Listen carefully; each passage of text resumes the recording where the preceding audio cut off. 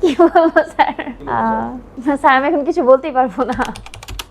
অ্যাম্বুফাস্টে যখন কাজ করি, একজন রোগীকে যখন ইনস্ট্যান্ট একটা অ্যাম্বুলেন্স বুকিং করে দিতে পারি, সে যত দ্রুত সম্ভব যখন হসপিটাল যায়, যে এটা ভেবে ভালো লাগে যে আমি দ্রুত সেবা দিতে পারলাম, হসপিটালে গিয়ে তার ট্রিটমেন্টটা পেলো। পেশেন্টরা যখন কল করেন, তারাও হয়তো অনেক রাশের মধ্যে থাকেন, একজন রোগী অসুস্থ, দেখা যায় তারা আমাদের উপর রাগ হয়ে যান অনেক সময়, তখন আমাদের হয়তো একটু খারাপ লাগে, বাট আমরা তাদের সিচুয়েশনটা আসলে বোঝার চেষ্টা করি যে তাদের রোগী অসুস্থ, সেক্ষেত্রে আমরাও যত দ্রুত পারি তার কথা অনুযায়ী বা তার কোয়েরি অনুযায়ী তাকে সার্ভিসটা দিই।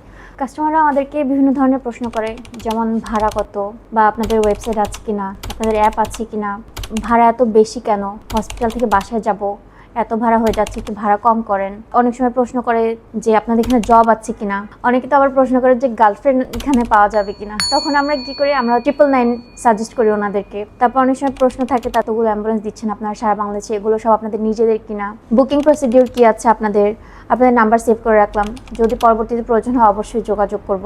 অ্যাডিশনাল সার্ভিস বলতে যে কারো অক্সিজেন লাগবে কিনা, হুইল চেয়ার প্রয়োজন বা হ্যান্ড স্ট্রেচার প্রয়োজন কিনা, বা কারো স্টাফ প্রয়োজন কিনা, যে কেউ হয়তো পেশেন্ট আছেন যে একা হয়তো নিতে পারবেন না, তখন আমরা তাদেরকে তাদের অ্যাম্বুলেন্সের সাথে স্টাফ দিয়ে দিই, যেন সহজে সেই রোগীকে ক্যারি করে অ্যাম্বুলেন্স পর্যন্ত নিয়ে আসা যায়।